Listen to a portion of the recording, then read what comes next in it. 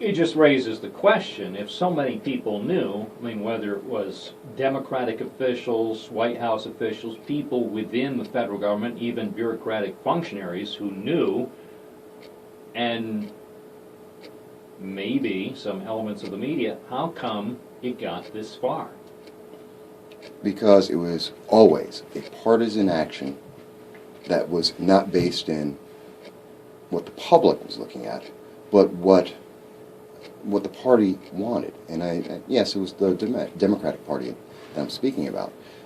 And if it were anything other than a completely partisan action, then why wouldn't the Democrats, the president, say, yes, let's pause this. We know there's problems. We know there's issues. We know it's not working. So let's pause this. Let's fix those things. Let's work on a bipartisan manner and get these things fixed, which have been offered over and over again. Let's delay this. Let's fix this. Let's get this right. It's been offered out there dozens of times. And the answer has always been, no, no, no, you can't do that. I'm sorry. You're just wrong. We're just going to keep going forward because it's going to be great. Well, here we are. And the law got passed. We got to see it. And it's not great. So here it is, late November. The government probably in a week will release some additional information. They claim the website may be working for maybe 80%. They say that's their current goal. 80% of the people who want to sign up for Obamacare starting in early December, if they can do it successfully, they'll, I guess, view that as something of a success. But it sounds as though they're desperate to try to redefine success. Well, they have to, because they've clearly lived up to the definition of failure. That's without question. And going forward, we're still, even if they can get this website up and running, which most estimates and most experts say at this point probably won't happen. And even if they make the effort to go forward, this is a mess.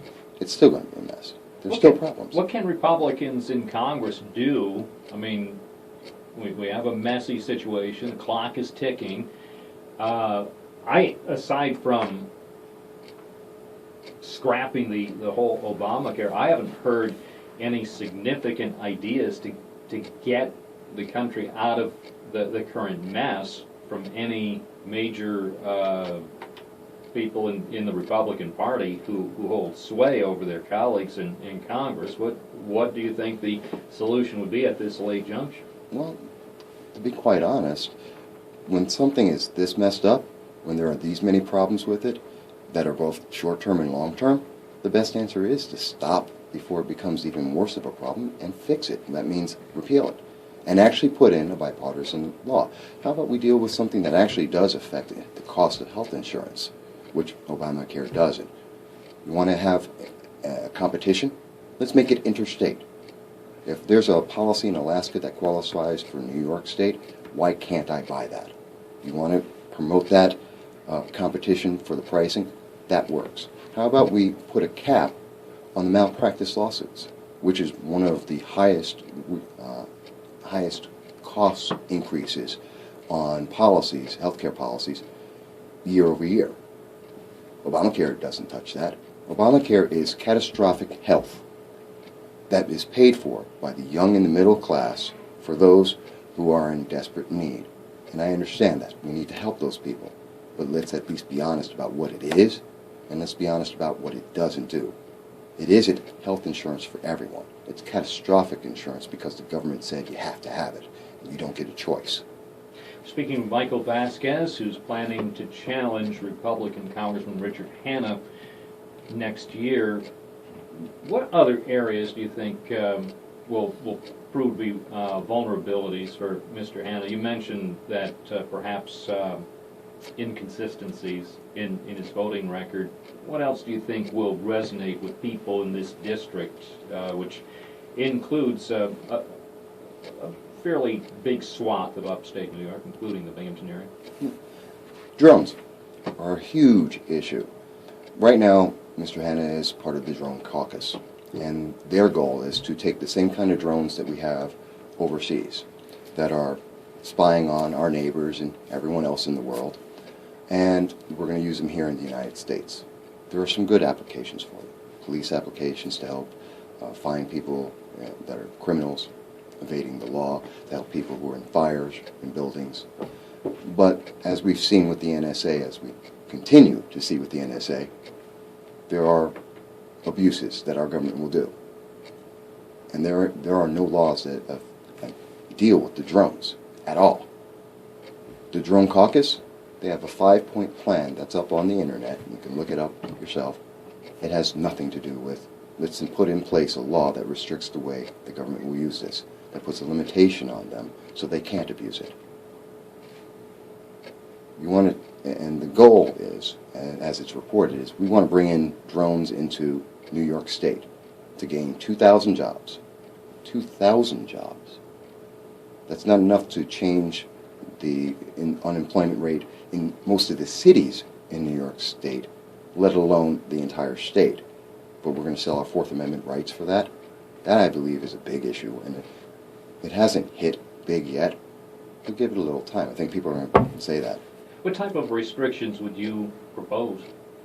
I believe that we have to have some of the same restrictions that we have, that the Amash Amendment, which Mr. Hanna voted against, states that other than the use for an active crime or an emergency service to save someone's life, the government does not have the right to use a drone to investigate regular average citizens. Because right now, if they wanted to, they can park a drone in front of your living room in the middle of the night or your bedroom and tape everything. Because there's nothing on the books. There's no laws that say they can't. That's violating the Fourth Amendment. Is there already drone abuse here in the U.S.? It's unclear. We know that the FBI director has said that they are using drones in the United States. How they're using it, he never told Congress. What have they done with it? He hasn't told Congress. So I have to say that if the NSA has already, without telling Congress or anyone else, that they were going into every phone record and every internet record, I would tend to believe the FBI might be using it a little bit illegally as well. But I can't say that for sure. How are things going as you work to raise funds for your planned campaign? That clearly is probably one of the toughest challenges for anybody who wants to face an incumbent member of Congress. Oh, it is. It is always a challenge. Because look at the economy. I can understand everyone wants to hold on to every dollar these days, for good reason. But I believe that until we can lower the corporate tax rates and the personal tax rates, which would help actually stimulate the economy, I think that my campaign's not going to be based on being a millionaire. I'm not. I'm a regular average guy. I work a regular job. I believe that as people come together and they go, okay, I've got $20, I've got $25, I've got $100 I can put in, that pool will be more than enough, only because of one reason. It takes a lot of money to sell a bad idea. It doesn't take a lot of money to tell people the truth and give them the good truth. If people want to learn more about you, how can they do that? I have a website, which is Michael Vasquez for Congress.com, and they can go there. They can get donations there, which are secure through PayPal. They can see what I'm up to, and it also links back to all of the writings. I've been writing for about 7 years on political commentary, and this way they can see what I've consistently said on every major and most minor issues that have come up in the last 7 years that's been affecting our nation and also locally.